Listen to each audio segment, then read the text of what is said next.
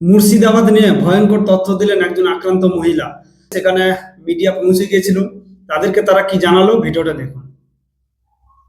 শাঁখা সিঁদুর ভেঙে দাও আর সিঁদুর মুছে দাও আর আমাদের যাইতে হয়ে যাও। তালা ভেঙেছে, তালা ভেঙে দরজা ভেঙেছে, দরজা ভেঙে তালা ভেঙেছে, তালা ভেঙে আমার মালা ছিল আমার মেয়ের বিয়ের জন্য, মালা যত মালা চুড়ি কানের সব গড়িয়ে রেখেছি, আমার কানের সব নিয়ে নিয়েছে।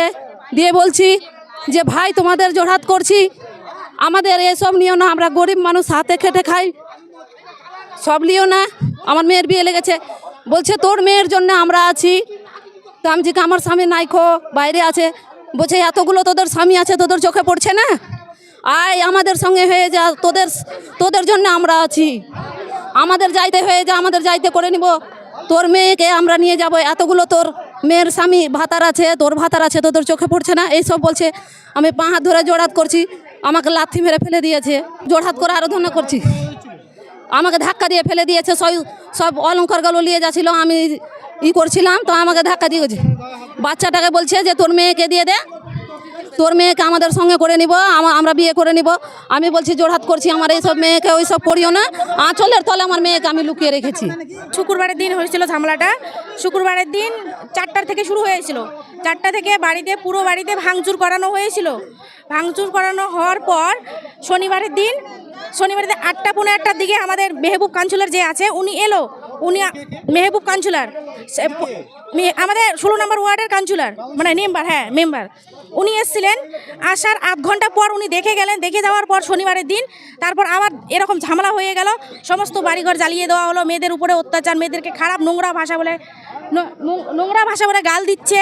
আবার এত নোংরা ভাষা বলছে, কিছু ছেলে আছে আমরা হয়তো চিনি না এই সাইডটাতে, ওরা ওই হবে 22, 23, 20, 25, 26, হ্যাঁ না বাচ্চাও না বড়ও ছিল, অনেক কেউ ছিল। ওদের হাতে বড় তরোয়াল ছিল, ওদের হাতে বমও ছিল, কিন্তু পিস্তুলটা আমি দেখিনি। আমি যেটা দেখেছি সেটাই বলছি।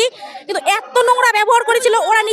নিজের যে পোশাকটা ছিল কিনা সমস্ত খুলে ছিল, ওরা ফুলে একদম মানে উলঙ্গ হয়ে বলছে, খারাপ ভাষা বলছে। যে আমি ওই বাড়িটাতে দৌড়ে এসে ওই বাড়িটাতে ঢুকলাম, আমাকে দেখেছিল, আমি ভয়ের চোটে এইদিকে দৌড়ছিলাম। কিছুটা ছেলে এখানে হামলা করেছিল এই জায়গাটাতে। ওরা মানে তখন নিজের কাপড় চোপড় খুলে কিনা প্যান্টটাকে খুলে বলছে আসো, মানে নোংরা ভাষায় বলছে অমুক তমুক করবো, এটা সেটা। আমার কাছে চলে এরকম মানে ভাষা খারাপটা বলেছিল। অনেক কেউ আমার দেখেছিল, দেখে বলছে নোংরা ব্যবহার করেছে। আমাকে তো লজ্জা লেগেছিল, আমি ঘরের ভিতরে ঢুকে গেছিলাম। তৃণমূলের কোনো লোকই আসেনি, আমরা সাধারণ জনতা, আমরা কোনো কিছু জানি না, আমরা গরিব মানুষ। আমাদের স্বামীরা কি করে, আমাদের স্বামীরা কোনো রকম দাজন খেটে বা লেবারি খেটে আমাদের সংসারে দুটো ছেলেকে নিয়ে খাওয়া দাওয়া করে।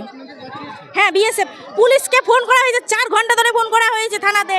ওরা বলছে তোমাদের নিজের জীবনের সুরক্ষা তোমরা নিজেই করুন।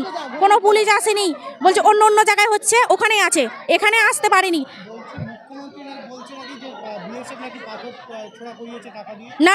না, তখন বিএসএফ আমার এখানে ছিল না। যখন ঝামেলা হয়েছে কিছুক্ষণ পর, ঝামেলা যখন একটু সমাধান হয়েছে তখন বিএসএফ এসেছিল।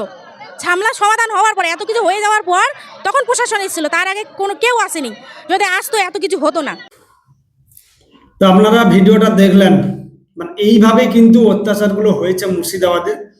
সেখানকার যারা লোকাল কিছু চ্যানেল রয়েছে তারা তো ভুলভাল দেখাচ্ছে, মানে তারা কিছু লোককে সাজিয়ে নিয়ে চলে এসছে, মানে মুসলিম লোককে, তাদেরকে হিন্দু সাজিয়ে তারা সেখানে পরিষ্কার বলে দিচ্ছে যে না, এখানে আমরা হিন্দুরা খুব ভালো আছি, কোনো সমস্যা নেই। মানে কোথায় যাবেন আপনি? এখন তো সোশ্যাল মিডিয়ার যুগ, আপনি তো ওখানে দেখতে যাচ্ছেন না, যে ভিডিও ভাইরাল হচ্ছে আপনার কাছে চলে আসছে, এগুলোই হচ্ছে ফ্যাক্ট। কিন্তু অ্যাকচুয়ালি যেখানে রাজ্য সরকারের তরফ থেকে বিবৃতি দেওয়া হয়েছে, যেখানে বিএসএফ মোতায়েন হয়েছে, তো সেখানে তো নিশ্চয়ই কিছু ঘটনা ঘটেছে। বিএসএফ তো আর এমনি ওখানে ছাগল চুরি, গরু চুরি করতে যায়নি। এগুলো চুরি করার অভ্যাস কাদের আছে সেগুলো আমি একটা অন্য ভিডিওতে আপনাদের দেখিয়েছি। তো পরিষ্কার এখানে মানে এইভাবেই ওরা মানে এইভাবে পরপর হিন্দুদের উপর অত্যাচার, এবং তারা চেষ্টা করছেন যাতে হিন্দু শূন্য করা যায়। তবে চেষ্টা বৃথা যাবে একটা সময়, সেটা এনারা হয়তো এখনো বুঝতে পারছেন না, তো পরে হয়তো বুঝতে পারবেন। যাই হোক, এইভাবেই মুর্শিদাবাদের ঘটনা ঘটছে, আর পরপর তো চলতে আছে। আজকে তো উত্তর দিনাজপুর যেটা আপনাদের দেখালাম খবর, সেটা একটা খবর রয়েছে, পরে দেখে নেবেন। এইভাবেই কিন্তু চলছে। যাই হোক, সবাই ভালো থাকবেন, সুস্থ থাকবেন।